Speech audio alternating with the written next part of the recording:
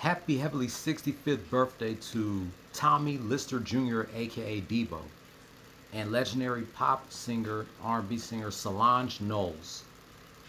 It's X-Man 1991 back again with another video, and I told y'all that I was going to come on and do this.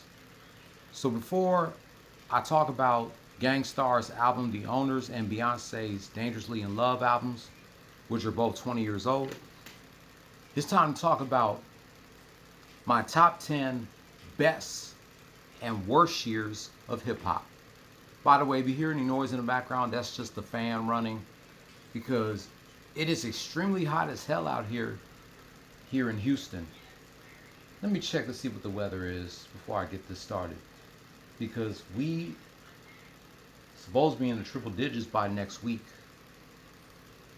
This weather's gonna be crazy as hell until the summer is over, until like September. It's 95 degrees here right now, and it's gonna get cool like in the evening. So what should I start with, the best or the worst years? I'm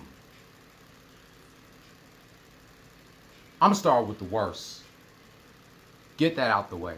I know I brought my notebook with me, but I'm only gonna read y'all the honorable mentions of my top 10 best years of hip hop. But as far as reading the best and the worst years, I know them by heart. I don't have to read them from my notebook. But I am gonna read y'all the honorable mentions of my top 10 best years of hip hop. But we're gonna start with the worst. Number 10, 2010.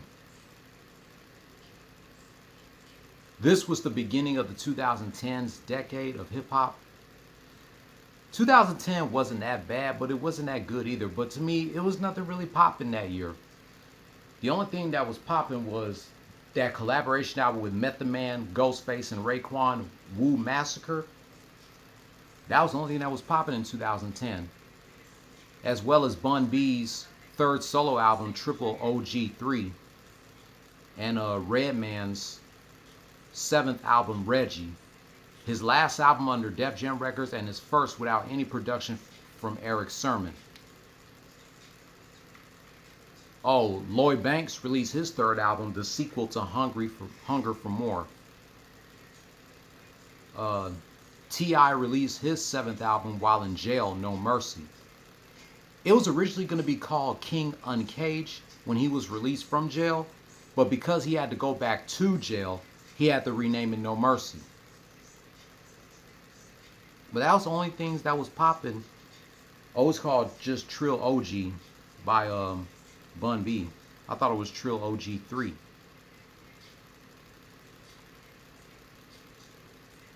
But that was the only things that was popping in 2010.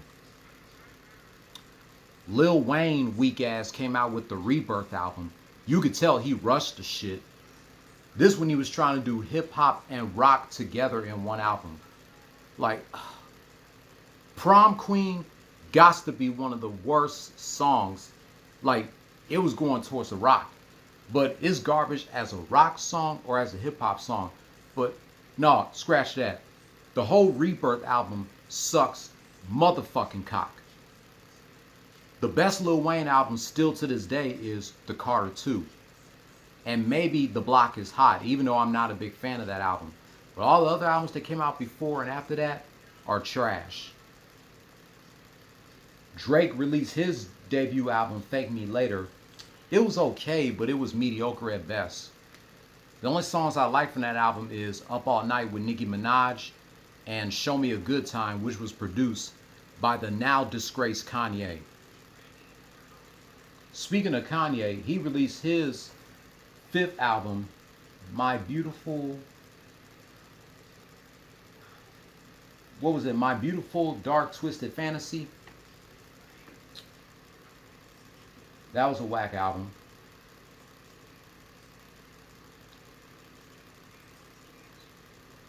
And Eminem should have retired after that Recovery album.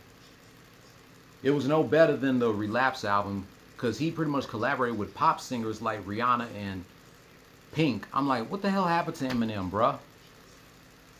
But that was not the last good album that Eminem was released. But that's pretty much all I got to say about 2010. It's not really the worst year on this list, but not as worse as the next 9 years that I'm about to mention. Number 9, 2013. 2013, I don't know what can I say about 2013. That's when Lil Wayne released that I'm Not a Human Being Part 2, which was a trash ass album. Then you got Jay-Z releasing Magna Carta. That's definitely Jay-Z's worst album ever, Magna Carta. That album to me is worse than Kingdom Come and The Blueprint 3. The only song I like from that album is Fuck With Me, You Know I Got It with Rick Ross.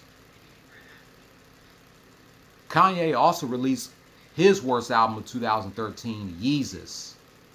Trash ass album. Gucci Mane released Trap House 3, which is trash. Hopsin released Knock Madness, which was a good album.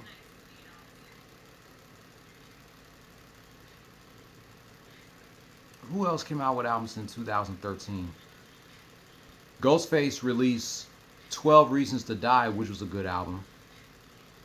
Prodigy and The Alchemist released Albert Einstein. That's definitely a good album from 2013 by The Alchemist and Prodigy.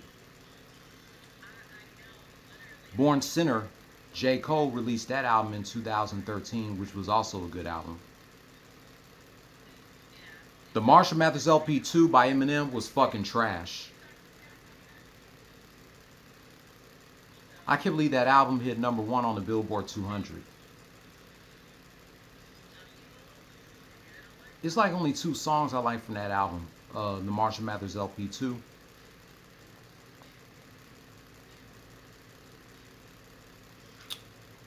Dang, I don't know what songs are my favorite from that Eminem Marshall Mathers LP 2 album, but that album was trash. But 2013 was not a good year for hip hop. But it's not as worse as the other years. Number 8, 2016. The one thing that bothered me about hip hop in 2016, just like Coolio said, biters. Everybody sounds the same now. If one person makes a song and it becomes successful, everybody's gonna make a song like that. Look how many niggas sound like Future now. I mean, no disrespect to Future, but I guarantee you to him, he's ready to move on to something else. Because once somebody's trying to take your style, you have to change your style. Always change your style whenever somebody feels like they're taking your style from you.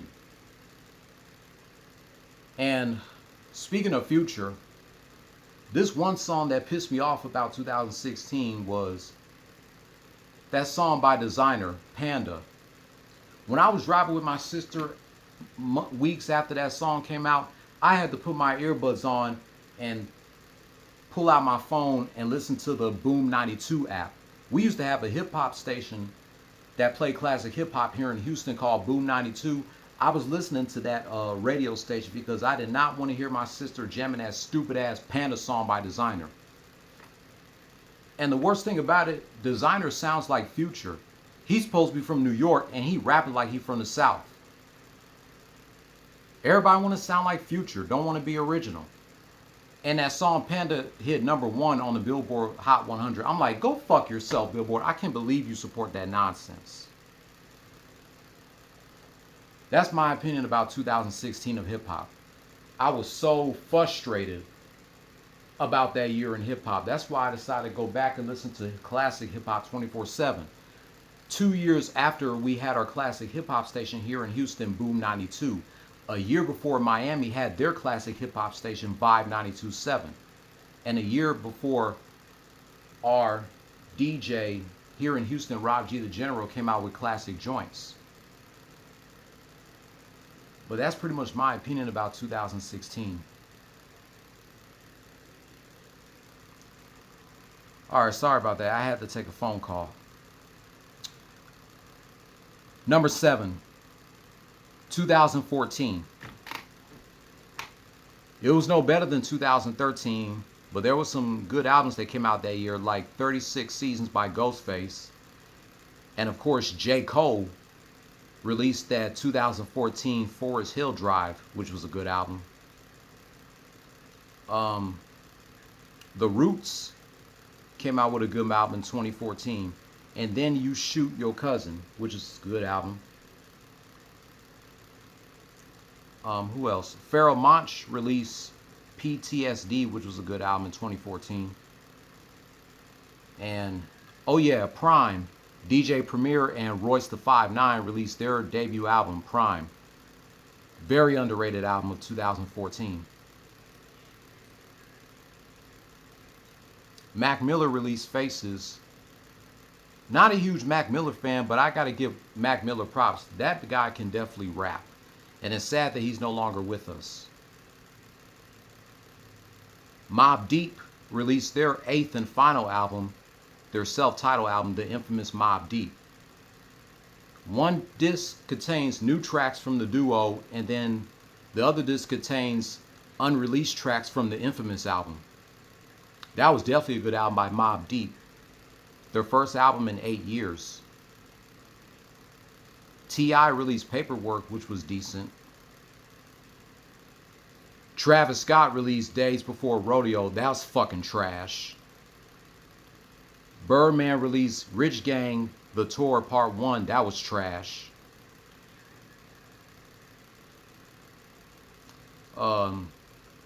Nicki Minaj released the Pink Print album. That was trash. I believe that's the album that had that song, Anaconda. Whack ass song.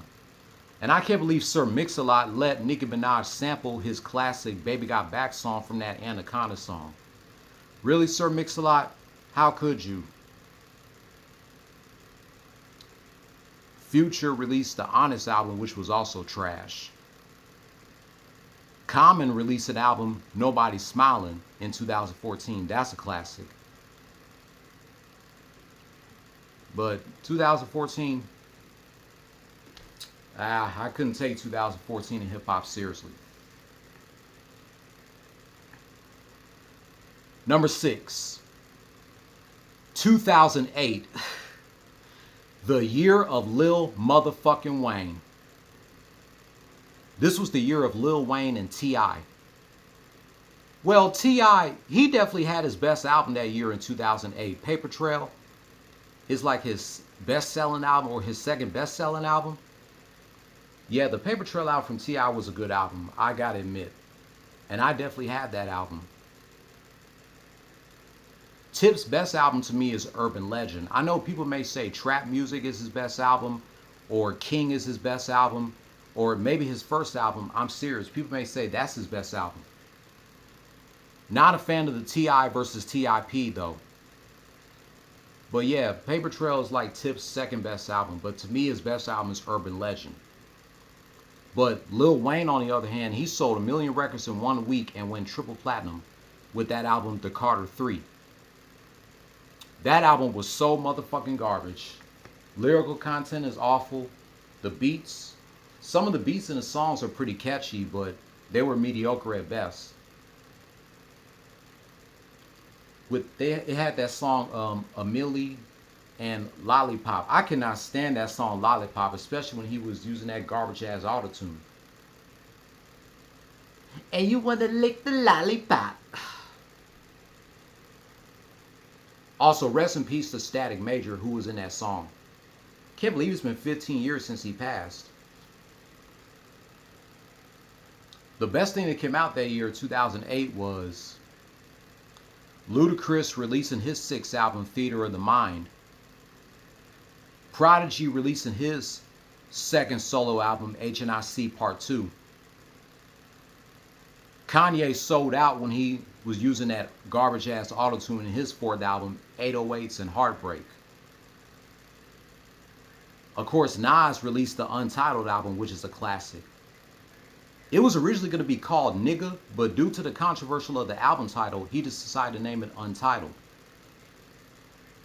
The Game released his third album, LAX, which was a good album. Ice Cube released Raw Footage, which was also a good album. But Emerditus from Scarface, which was a good album. Pete Rock released New York's Finest, which was also a good album. But other than that, 2008 was not that good of a year for hip hop. Unless you listen to Underground now, that's some real shit. Oh, Bun B released his second solo album, 2 Trill. That was also a good album. The Roots releasing Rising Down, and Q-Tip releasing his second solo album, The Renaissance. But other than that, 2008 wasn't shit for hip hop, unless you listen to Underground. Number 5, 2009. 2009 was god awful for hip hop. It was ass. It's worse than 2008. I'm sorry. For example, this when Eminem came back after being out of the rap game for several years with that Relapse album. Not one of his worst albums, but damn sure not one of his best ones either. The only 2 songs I like from the album is 3 AM and Crack a Bottle with Dr. Dre and 50 Cent. But it confuses me that he transitioned from a hip-hop style to a pop style. That's what confuses me about Eminem and this Relapse album. I mean, other than 3 AM and Crack a Bottle, you just don't want to listen to the album. It's like, ugh. Why the fuck Eminem had to change from a hip-hop style to a pop style? That's what I don't understand. I'm like, this is not the Eminem that I grew up listening to. Now, the best thing about 2009 was, of course, Method Man and Redman releasing the Blackout 2. That album was pretty good, but not as good as the first Blackout. The first Blackout is a classic. Busta Rhymes releasing his 8th album, Back on My BS, which was a good album. Havoc from Mobb Deep released his 2nd solo album. What was the name of that album from Havoc, from Mobb Deep? Let me see.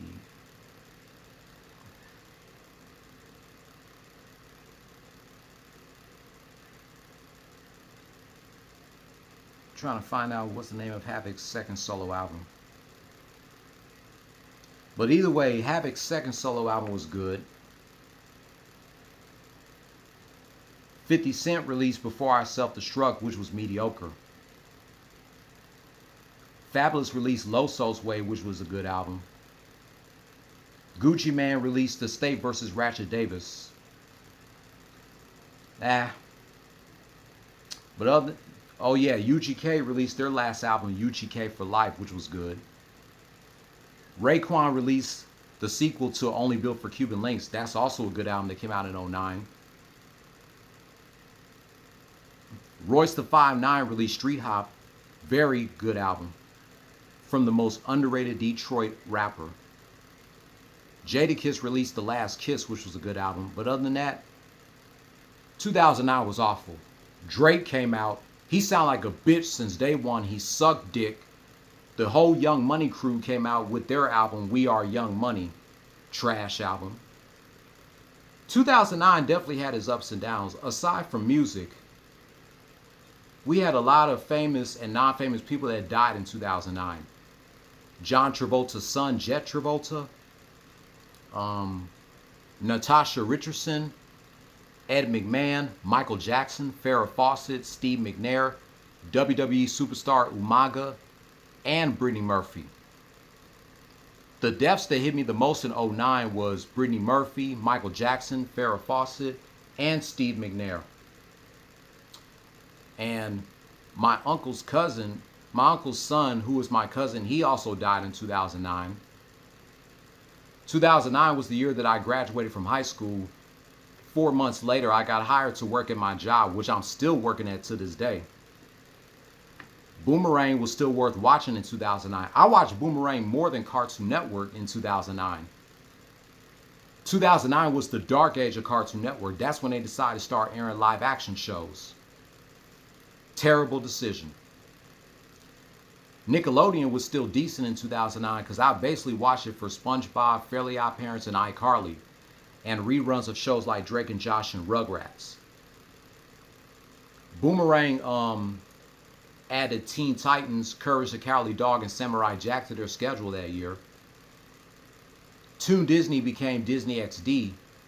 Noggin and the End became Nick Jr. and Teen Nick. WWE and TNA were worth watching in 2009. Even though I watched TNA more than WWE that year, my favorite 2009 match from TNA was that empty arena match between Kurt Angle and Sting. And my favorite Raw episode from 2009 when Shaq guest hosted it. And that was one of Raw's highest rated episodes ever. That was back when WWE was still worth watching, despite that it was in the PG era. But WWE fucking sucks now, and so does TNA.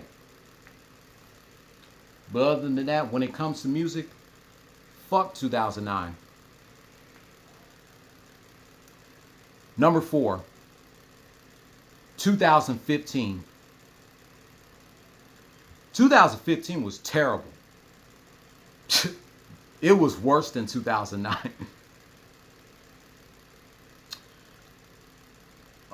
Let me talk about the good of 2015. After years of producing for other artists, after his focusing on producing for other people, Dr. Dre finally released a third album called Compton. It was originally going to be called Detox, but he decided to name it Compton instead. Lupe Fiasco released Tetsuo and Youth in 2015, which was a good album. Joey Badass released Before That Cash, which was a good album. Oh yeah, Method Man and Redman released solo albums in 2015. Meth released The Meth Lab and Redman released Mudface. Redman's first album since being independent. Public Enemy released Man Plans, God Laughs. That was a good album. Tech Nine released Special Effects in 2015. Ghostface released Sour Soul, which was a good album. And he released 12 Reasons to Die Part 2. The Game released the documentary Part 2. It was decent.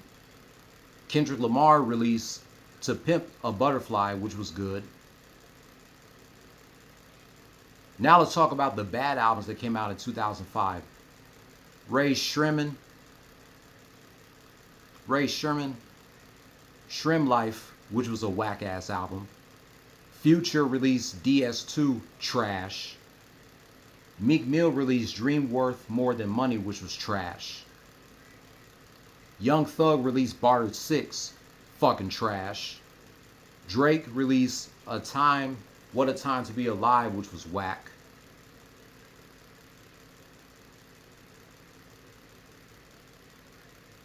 Who else released a whack-ass album in 2015?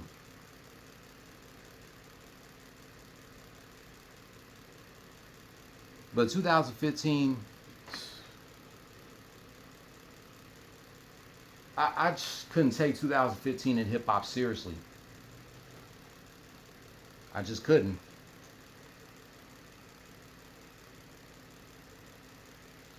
But that's all I gotta say about 2015. It was not that good. It was worse than 2009, bro.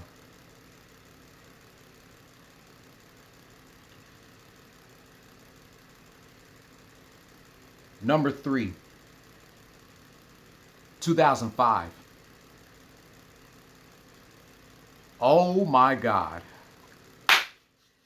Yeah. Now we about to get serious. 05. 05. Rap to me as a whole died in 2005. With Lil Wayne, Jeezy, Joel Santana, Jim Jones, Young Jock, them Franchise Boys, D4L. I don't know why people would say Paul Wall and Mike Jones. I can't say those two because they are from my hometown. And T-Pain. Let me start with 50 Cent coming out with that song Candy Shop that came out in 2005. I mean, the beat was cold, but I just can't get into that song because it's a bubblegum rap song. And around the time everybody really started becoming a bubblegum rapper, 50 Cent went from being a big, bad, tough gangster nigga to a goddamn bubblegum rapper. He 50 Cent is the biggest hypocrite of them all when it comes to hip hop. This dude was criticizing Ja Rule in his bubblegum rap. But he turns around and do the same shit, collaborating with female R&B artists like his former artist of G Unit, Olivia. He collaborated with Sierra. He collaborated with J-Lo. It's like, man, get the hell out of here, 50 Cent. Ever since that time, people did not take 50 seriously anymore because he was bashing Ja Rule for that shit, but then he turned around and started doing the same shit. I mean, there's nothing wrong with a hip hop artist collaborating with an R&B artist as long as they're still telling a story. There's nothing wrong with that.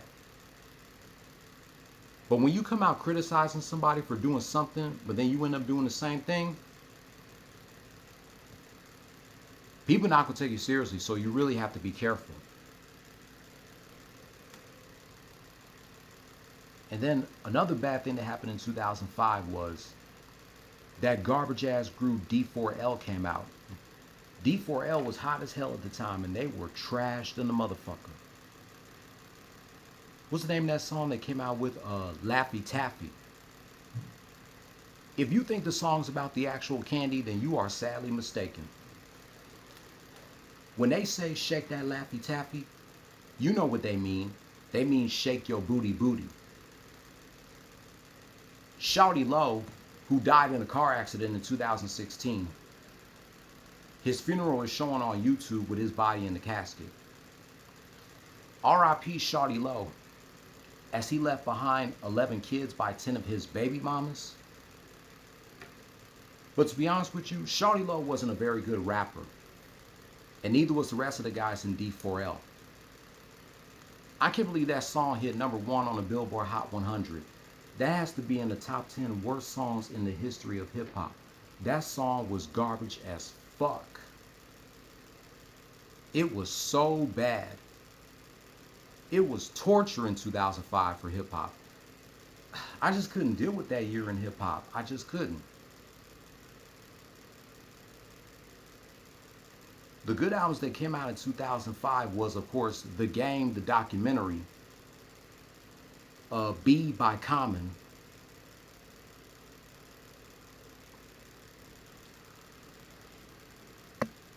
Kanye released his second album, Late Registration. I always thought Kanye's Late Registration was better than 50's The Massacre, but I pretty much take that back since Kanye is now not only a disgrace to hip hop, but he's a disgrace to the entire black community. Bun B released his solo debut album, Trill. Missy Elliott released The Cookbook. 3 6 Mafia released Most Known Unknown. The Yin Yang Twins released The United States of Atlanta with that Whisper song. David Banner released Certified. Lil' Kim released The Naked Truth. Memphis Bleek released 534. Tony Ayo released his debut and only album, Thoughts of a Predicate Felon. Paul Wall released his second album, The People's Champ, with that song Sitting Sideways. That was my summer jam back in 05. Rest in peace to Big Pokey. Mike Jones released his debut album, Who Mike Jones? Who Mike Jones? Who Mike Jones? He done gave his phone number to everybody in America. Bow Wow released his fourth album in 2005, Wanted, with that song Fresh as I'm Is, which was a decent album. AZ released AWOL, which was decent, a good album. But 2005 for hip hop was bad. That's all I gotta say about that. Number 2, 2006. 2006 was the era where people started having ringtones on their phones. Yeah, I remember that because I remember every day when I used to get on the bus to go home from school, people would play songs on their phones like Lean With It, Rock With It by them Franchise Boys or It's Going Down by Young Jock. I was getting ready to grab somebody's phone and throw it out the damn school bus window because I didn't want to hear none of those songs on anybody's phone. Yeah, that's the Franchise Boys came out with that Lean With It, Rock With It, Lean With It, Rock With It. And what other song that came out that was bad? You had that that chicken noodle soup song. That shit was horrible. The good thing about 2006 was the debut of Lupe Fiasco. Lupe Fiasco's Food and Liquor. Mobb Deep released their 7th album, Blood Money, their first and only album under G Unit. Method Man made a comeback with that 421 the day after the disappointing release of Tikal Zero, the prequel. Snoop released the Blue Carpet Treatment. I thought it was a decent album, but I thought Snoop kind of sold out a little bit.